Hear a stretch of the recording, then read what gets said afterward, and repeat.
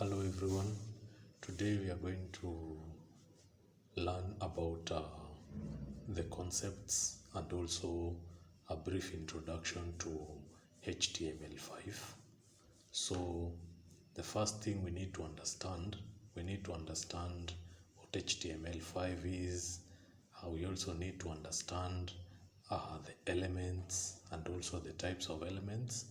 We also need to look at attributes. We understand what attributes are, and also the requirements, what is needed so that we can be able to create a website.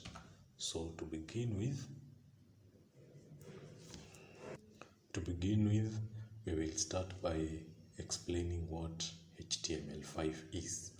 HTML itself stands for Hypertext Markup Language, and it's derived from two words, hypertext and markup language, whereby hypertext refers to linking between the web pages, and the markup language, it refers to the codes that are used to create these web pages. In short, HTML is used for creating and editing web pages, and also it's the mother of all web design languages and development languages because it supports other languages such as CSS, PHP, JavaScript, Bootstrap, and so on. Also, HTML marks the starting point of software development.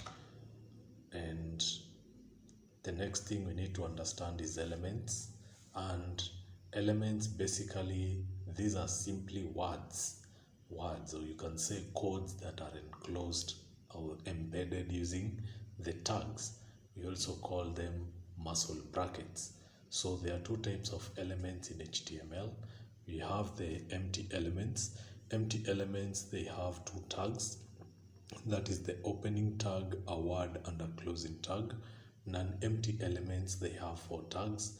We have the first word enclosed in two tags, and the second word enclosed with an opening tag and a forward slash and a closing tag. Also, elements are used in coding HTML. The other part that we need to understand is the attributes. What are these attributes?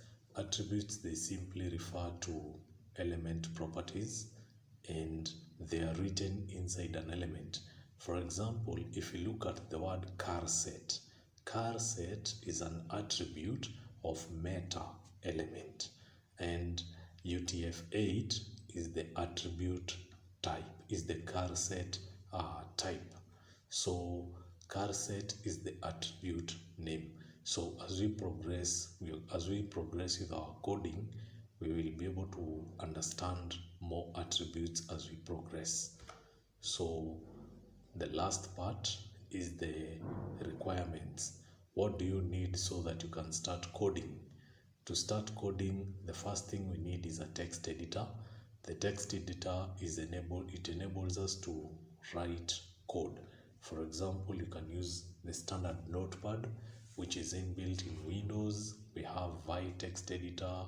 Other text editors are tools that you can download and install, like Notepad++, Sublime, PHP Storm, WebStorm, and so on.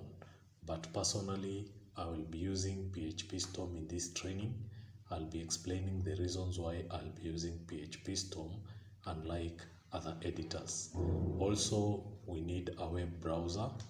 A web browser, basically, it enables you to view pages, and personally, I'll be using Google Chrome. You can also be using Firefox if you're using Linux.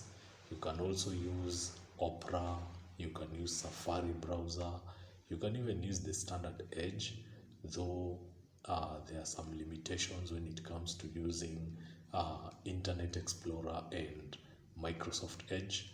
So my recommendation is that you either use Google Chrome or you use Mozilla Firefox. Thank you, and see you in our next lesson.